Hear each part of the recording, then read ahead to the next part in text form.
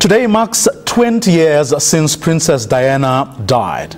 She was killed in a car crash in Paris.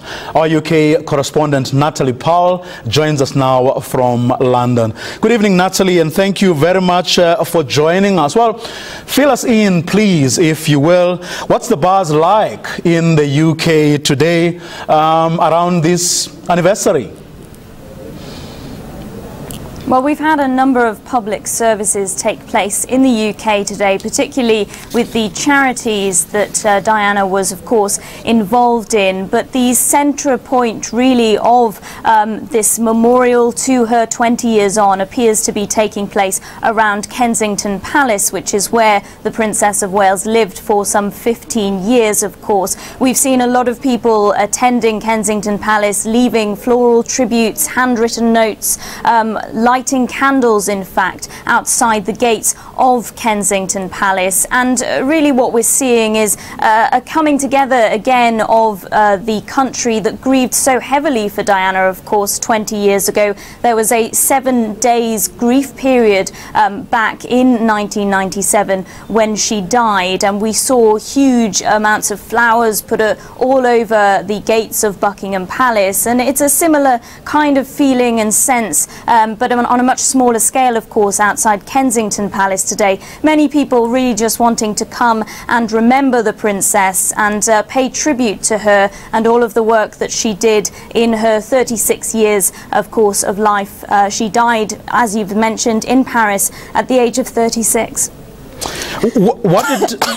What did her own children and the rest of the royal family do to commemorate this day? Well, excuse me, of course, her own children, William and Harry, I apologise, they spent the day actually in private. They wanted to reflect privately on their mother's life.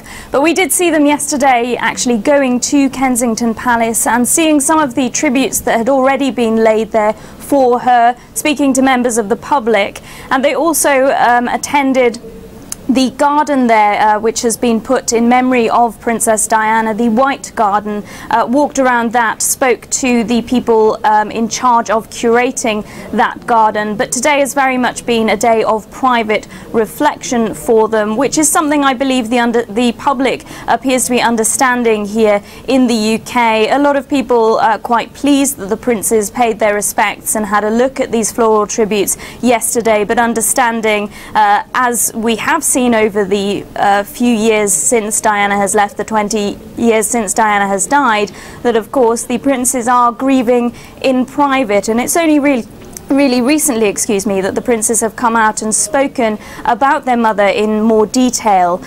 So that is really how they have been spending this anniversary of her death.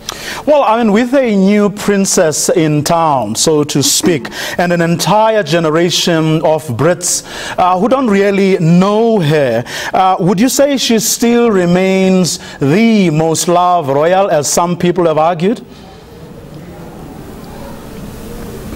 I think that is quite possible, actually. Of course, Diana changed things up as far as the royal family were concerned. She was seen to be embracing the public more than any other member of the royal family had done previously. And I think a lot of people will argue that actually her legacy is now in the two children, William and Harry, of course. We've seen them carry on much of her charity work, and of course she will be very much remembered for that. She was patron of some 100 charities, and we've seen the two princes reach out to the public in the same way that their mother has done, and she was very much commended for doing that, for not being afraid and not shying away really of touching the public, of embracing them. We saw her, of course, challenging many stereotypes back, of course, in the 90s of HIV sufferers, for example, by going to hospitals and places around the world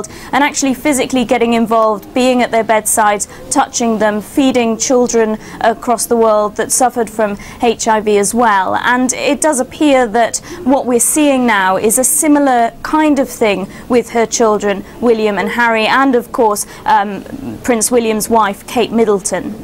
Natalie Powell, thank you very much. She's our UK correspondent coming through to us live from London Business.